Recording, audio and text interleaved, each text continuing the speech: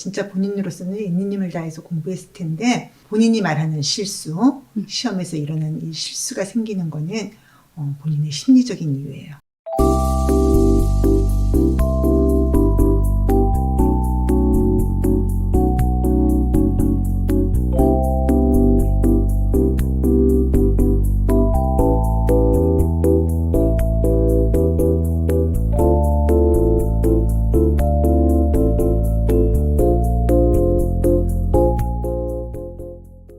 안녕하세요. WPI 상담 코칭 전문가 백세경입니다. 학습할 때의 어려운 마음 장벽을 해결해주는 학습 상담 코칭 전문가 이은주 박사님과 오늘도 공부 고민을 해결해 보도록 하겠습니다. 안녕하세요, 박사님. 예, 안녕하세요. 이은주입니다. 예, 얼마 전에 수능이 끝났잖아요. 예. 네, 어떻게 보셨어요? 저 시험 봤냐고요? 저는 시험은 안 봤고요. 네, 오늘 사연 보내준 학생이 이제 준비한 거에 비해서 결과가 안 나와서 고민하는 고2 학생이거든요. 본인은 굉장히 준비를 다 하고 완벽하게 했다고 생각하는 학생인데 잘 안 나와서 고민을 하고 있어요. 그래서 우연히 방송을 보고 혹시 제가 도움을 받을 수 있을까 싶어서 사연을 보내봅니다. 저는 기숙사가 있는 고등학교에 재학 중이며 2학년입니다. 굳이 성별을 밝혀야 한다면 남학생입니다. 제 고민을 말씀드리기 전에 제 공부 방법을 먼저 말씀드리겠습니다. 저는 아무래도 고등학생이 되면서 공부량이 많아지다 보니 암기의 비중을 줄이고 이해해서 제대로 암기하고 암기되지 않은 부분이 나와도 전체적인 맥락 속에서 접근할 수 있도록 공부하는 것 같습니다. 예전에는 양치기와 이를 위해 한 파트를 빠르게 하고 넘어가는 공부를 한다는 느낌이 강했는데 공부하면서 얻은 경험들을 바탕으로 공부 속도에 연연하지 않고 최대한 정확도에 초점을 둬서 공부를 하고 있습니다. 수학 같은 경우는 하루에 정해진 시간만큼 공부를 하여 문제를 풀거나 교과서, 개념서 등을 보며 다른 과목 같은 경우는 당일 복습과 배운 부분을 소설책 읽듯이 읽어 한번 접근하고 이후에 세부 내용을 챙기면서 이해를 합니다. 이 과정에서 빌드업을 하며 모르는 것이 생기면 선생님이나 친구들에게 질문하고 내신 기간이 코앞에 닥쳤을 때는 이해한 것을 바탕으로 최대한 암기해서 시험 기간에 시간에 쫓기는 일이 없도록 하고 내신 일주일 전부터는 문제집과 병행하여 문제풀이, 개념 정리로 내신 시험에 대한 준비를 마무리시켜 가는 것 같습니다. 저의 보통 하루 일과를 말씀드리면 기숙사 학교 특성상 학교 일정에 따라 움직이다 보니 매일 1시 반에서 2시쯤 취침해서 6시 반에 기상하여 피곤하면 30분 정도 더 자거나 그날 컨디션에 따라서 아침에는 전날 해결하지 못한 공부를 합니다. 그리고 학교에 등교해서 8시 20분부터 5시 30분까지 8교시 수업과 보충 수업을 듣고 난 후 석식을 먹고 기숙사로 이동해서 휴식을 취하거나 교실에서 친구들과 놀기도 하고 시험 기간에는 기숙사나 교실 중 한 곳에서 짜투리 공부를 합니다. 저녁 시간이 끝난 후에는 다시 교실로 가서 6시 55분부터 9시까지 야간 자율학습을 하며 가장 시간 투자가 필요하다고 생각하는 수학을 공부합니다. 저는 어문계 학교이긴 하지만 수학을 잘하는 학생이고 싶어서 수학에 시간을 많이 쓰고 있습니다. 9시 15분부터 11시까지는 학교 내 정독실로 이동해서 그날 수업한 과목의 당일 복습을 최대한 하고 끝내지 못한 과목이 있다면 정독 이후 11시부터 기숙사 내에서 보충합니다. 그리고 시간이 남으면 취침 준비를 하거나 국어, 영어 모의고사 풀이 등을 하고 1시 반, 2시쯤 취침합니다. 이렇게 기숙사에서 지내고 다른 친구들도 공부에 열성이라 계속 열심히 공부하는 것을 보니까 제가 쉬면 뒤처질 것 같은 생각이 드는 것이 좀 힘듭니다. 그리고 매 시험 기간마다 후회 없이 공부했다고 생각하는데 정작 시험 당일에 헷갈리지 않아야 할 걸 괜히 헷갈리거나 2개 중 고민하다가 결국 안 고쳤는데 나중에 보면 고민하던 게 답인 적이 있어서 꼭 한두 문제씩 놓치게 됩니다. 이왕 공부한 거 200%의 효과를 보고 싶은데 공부는 열심히 잘 해놓고 시험 때 나를 못 믿어서 이런 식으로 깎이지 말아야 할 곳에서 깎이는 게 쌓여서 점수가 항상 소폭 상승이거나 제자리인 게 너무 아쉽습니다. 공부한 거에는 딱히 후회가 없고 실수도 실력이라고 해서 받아들이긴 하지만 시험날 정말 공부한 것만큼 실력 발휘를 하면 성적이 대폭 상승할 것 같은데 항상 그러지 못해서 고2가 끝나가는 이 시점에서 매 시험마다 아쉬움이 남습니다. 예전에는 놓친 문제들 점수랑 실제 점수를 비교까지 했었는데 더욱 현타가 와서 요즘에는 그냥 놓치면 놓치는 대로 사는데 여전히 아쉽습니다. 저랑 비슷하게 공부한 것 같은 친구들보다 결과가 안 좋으면 이런 점 때문에 차이가 나는 것 같아서 항상 믿어야지 다짐은 하지만 생각보다 그게 고쳐지지 않아서 뭐가 문제인 건가 싶기도 하고 오히려 열심히 한 게 역효과를 내나 싶기도 합니다. 그렇지만 공부하는 과정에서의 후회는 딱히 없습니다. 그래도 고1 초반에 5등급이었던 성적이 최근 3등급 수준으로 향상되기는 했습니다. 공부도 잘하고 열심히 하는 학생인 것 같아요. 공부를 해서 지금 뭐 5등급에서 3등급까지는 올렸다고 얘기를 하잖아요. 그러니까요. 진짜 공부 열심히 하는 학생이고 오죽 본인이 걱정이 되면 이런 사연을 또 보내줬겠어요. 그죠? 그러니까요. 그래서 뭐 열심히 하고 있는데 계속 이렇게 열심히 하면 성적이 오를 거야 라고 얘기를 해줘야 될까요? 지금 5등급에서 3등급 됐으니까 이 상태를 좀 더 열심히 하면 더 오르지 않을까요? 그러게 말이에요. 근데 이제 이 학생이야말로 정말 지금 본인이 한다고 하고 있지만 그리고 5등급에서 3등급 올리기 그것도 특목고에서 쉽지 않았을 거예요. 진짜 본인으로서는 있는 힘을 다해서 공부했을 텐데 그렇지만 지금 여기서 멈추면서 자꾸 본인이 말하는 실수, 시험에서 일어나는 이 실수가 생기는 거는 본인의 심리적인 이유예요. 마음을 이 친구는 되게 간절하게 원하잖아요. 실수를 안 하고 싶다고. 그렇죠. 실수를 안 하고 싶다고 하면서 이 친구가 사연에서 얘기하는 게 뭐예요? 자기는 공부한 거에 어떤 효과를 가지고 싶다고요? 200%의 효과를 가지고 싶대잖아요. 200%의 효과를 내면서 공부할 수 있는 그런 방법은 없어요. 공부를 하는 것과 시험을 보는 거는 서로 다른 영역이에요. 네? 그거 좀 어떻게 받아들여야 될까요? 방금 다시 한번 설명. 우리 아이 성적이 잘 안 나오는 것은 그저 아이의 역량이 부족해서라고 생각했었습니다. 아이가 공부하기 싫어하는 것은 당연한 일이니 힘들어도 조금만 더 해보자 라며 달래기만 했었습니다. 아이의 마음, 공부에 대한 마음이 어떤지는 관심이 없었습니다. 공부하는 걸 좋아하는 아이는 없다고 생각했으니까요. 하지만 이은주 박사님에게 공부 상담을 받고서 처음 알았습니다. 정작 아이도 너무 공부를 잘하고 싶어 한다는 것을요. 단지 방법을 모르고 자신의 마음을 몰라 너무 답답해하고 있었다는 것을요.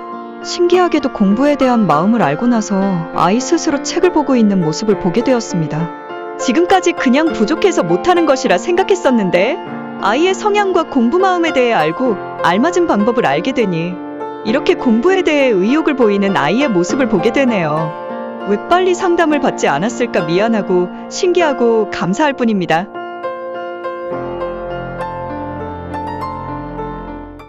공부를 하는 것과 시험을 보는 거는 서로 다른 영역이에요. 네? 그거 좀 어떻게 받아들여야 될까요? 방금 다시 한번 설명 좀 해주세요. 예, 이제 공부를 하는 건 뭐예요? 학습이에요. 배우는 거예요. 배워서 익히고 그걸로 내 거를 만들어가고 그러는 게 공부죠. 학습이죠. 근데 이 학습한 거를 평가받는 건 시험이에요. 시험은 또 다른 능력이 필요한 또 다른 장이거든요. 시험에서는 일정 시간 안에 그걸 풀어내야 되잖아요. 평소에 했던 게 그냥 자연스럽게 다 나올 수 있어야 돼요. 공부한 거 100% 효과를 보는 것도요. 기적 같은 일이에요. 대부분 공부한 거에 50%, 60% 효과를 보는 게 시험이거든요. 그런데 그걸 200%의 효과를 보고 싶다. 그러면 도대체 이 학생은 어떤 마음으로 시험에 임하고 있을까요? 자기가 이거를 틀리면 안 되는데 하는 긴장, 그리고 자기가 지금 200%를 얻고 싶다. 그렇게 하면은 긴장감이 더 많아질까요? 아니면 더 적어질까요? 아무래도 더 많아지겠죠. 잘 봐야겠다는 부담이 더해지는 거니까요. 그렇죠. 그러면 생각이 논리적으로 차근차근 잘 될까요? 아니면은 조금 더 정확한 판단을 내리기가 어려워질까요? 아무래도 정확한 판단이 안 되겠죠. 예. 자, 이게 어른들이 투자를 할 때도 비슷해요. 자, 주식 투자를 하는 거랑 얘기를 하면은 이걸 들으시는 어른들은 너무 잘 이해가 될 것 같아요. 자, 요번에 내가 투자를 하는데, 정말 난 요번에 200% 수익률을 올려야 돼. 그러면 마음이 급해지죠. 그 전체적인 상황을 차근차근 하나씩 보기가 참 어려워져요. 사람이 욕심에 눈이 멀면. 그렇죠. 그렇죠. 작은 걸 확대 해석하기도 하고. 그럼요. 그게 뭐 확증 평양이라든지 이런 게 작동하게 됐죠. 맞아요. 예. 시험 때도 그러면 그렇게 되는 건가요? 시험 때도 이 학생이 그런 심리가 작동을 하게 되는 거죠. 마음을 비우고 수익률이 나오든 안 나오든 상관없다 생각하면서 즐기듯이 하시는 분들이 어쩌면 수익률이 더 좋은 경우들도 있을 거예요. 물론 그렇게 해서 성의 없이, 열의 없이 해서 놓치는 경우도 생길 수 있지만 그냥 이거를 정말 마음을 차분히 하고 평화로운 상태에서 하나하나 차근차근 따지셔서 하면은 수익이 날 수 있는 거를 너무 욕심을 내서 내가 200% 수익률을 내야겠다 생각을 하고 덤비면 꼭 실패를 하게 되거든요. 그런 것처럼 이 학생도 시험을 보면서 정말 그냥 내 실력을 여기서 정확히 본다 생각하고 하면 되는데 한방 200%의 효과를 냈으면 좋겠다. 내가 공부한 것보다 더 높은 성적을 받았으면 좋겠다라고 생각을 하면은 굉장히 부담이 생기죠. 그래서 시험이라는 그 활동을 할 때 이제 본인이 자기가 가진 거를 다 발휘하지 못하는 그런 상황으로 스스로를 몰아가는 것도 있고요. 이 학생은 WPI 검사 결과를 보면 아이디얼리스트예요. 네. 예, 아이디얼리스트들은 나름대로 독특한 자기의 독창성 이런 게 굉장히 이제 중요한 특성이잖아요. 네. 네. 예, 그리고 자기 스스로 뭔가 자기 세계를 만들어가는 거 그런 것들을 좋아하고 뭐든지 그 원리가 이해가 돼야 되고 자기가 그냥 무조건적으로 외우거나 남이 하는 얘기를 무조건적으로 받아들이는 거 이런 게 잘 안 되죠. 그런데 이 학생이 자기만의 어떤 그 자신감이라고 하나 그런 게 조금 부족해요. 자기 확신이 살짝 부족한 면이 있거든요. 셀프라는 게 조금 떨어져 있어요. 그러면서 그 트러스트 자기가 어떻게 잘 해야 된다는 이 책임감이 굉장히 강해요. 약간 책임감에 눌려있는 상태라고 할 수 있거든요. 성적이 잘 내고 싶은 욕심이 많아요. 그렇지만 아직 내가 그만큼 잘한다는 자기 실력을 자신 있게 얘기할 수 있지가 않아요. 그러니까 자기가 실력에 자신이 있으면요. 시험 볼 때 덜 떨어요. 긴장도 덜 돼요. 내가 다 아니까. 아직도 내 식대로 내가 원하는 방식, 그리고 내가 좋아하는 과목, 내가 관심 있는 것만 더 하고 싶은 그 마음이 파란선 이상검사 결과에서 나와요. 그리고 아직은 내가 얼만큼 할 수 있겠다, 어느 학교까지 갈 수 있겠다, 그 자신을 스스로 지금 못하고 있거든요. 이제 지금 거기서 고시학교 공부가 그닥 높지가 않아요. 자기도 많이 흔들리고 있는 거예요. 왜냐하면 시험 볼 때마다 아마 기복이 꽤 있을 것 같아요. 그러니까 성적이 좀 잘 나올 때도 있고 안 나올 때도 있고 그러니까 내가 스카이를 간다. 내가 어느 학교 무슨 과를 간다. 거기에 대해서 자기가 조금 자신을 못하는 그런 상태일 것 같아요. 이 학생이 지금 이제 하는 공부 방법이 이해한 것을 바탕으로 최대한 암기해서 시험 시간에 쫓기는 일이 없도록 그렇게 하면서 문제집과 병행해서 풀고 있다.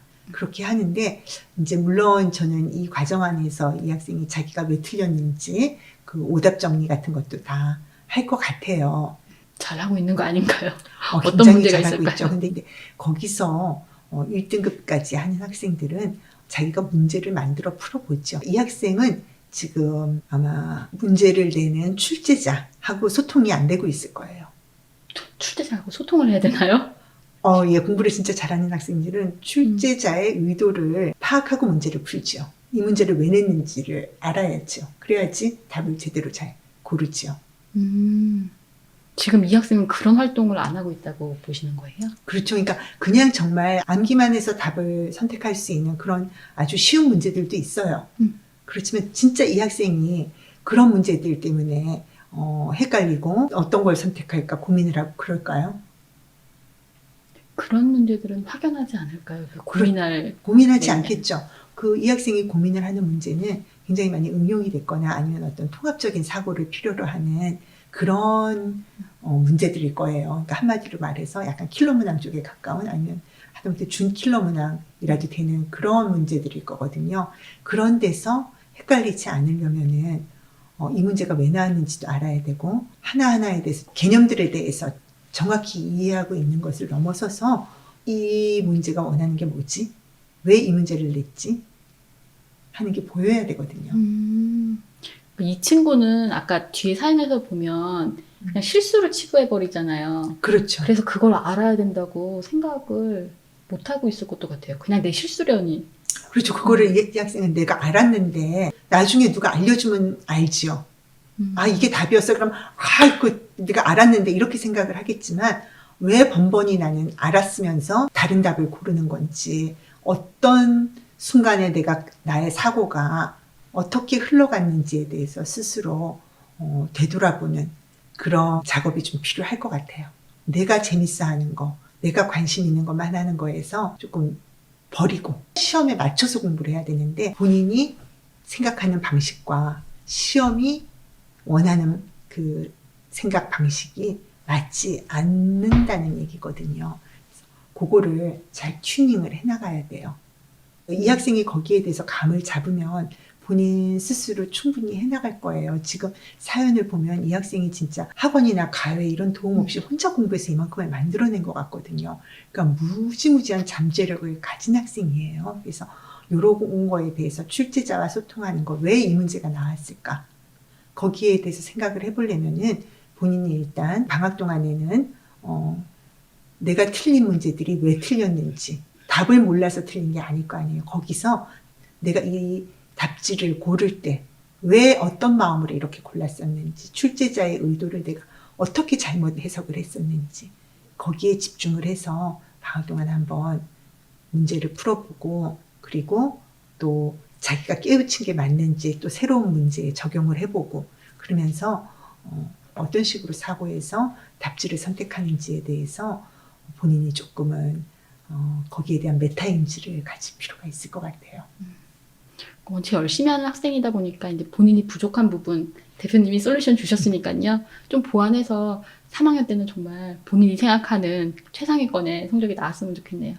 예, 그러니까 이렇게 혼자 공부해서 성적 올리고 하는 학생이 요즘 흔치 않은데 정말 학생 너무 기특하고 진짜 너무 응원해요. 학생한테 오늘 방송이 도움이 돼서 학생이 꼭 방학을 잘 보내고 고3 때 시간 잘 보내서 좋은 결과 얻기 바래요. 정말 응원합니다.